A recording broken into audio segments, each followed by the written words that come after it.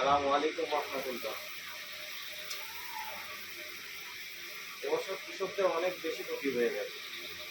যা ধান উৎপাদনের কথা ছিল আশানুরূপ সেটা কিছুই হয়নি।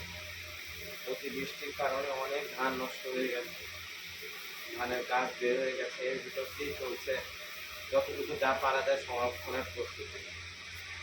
2-3 বার করে উড়ানো লাগতেছে, ধানের গাছ বের হয়ে গেছে।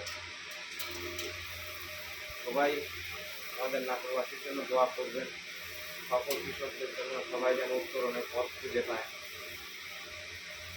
তা না হলে এই ক্রান্তি লগ্নে সবারই বরকতের দরকার আছে, আল্লাহর অশেষ মেহেরবানির দরকার আছে। তা না হলে এর উত্তরণের পথ খুঁজে বের করা খুবই কষ্টসাধ্য। মহান আল্লাহ পাক সবাইকে যেন এই ধৈর্য ধারণ করা তৌফিক দান করে, আবার যেন সকল কৃষক সবাই যেন ঘুরে দাঁড়াইতে পারে ইনশাআল্লাহ।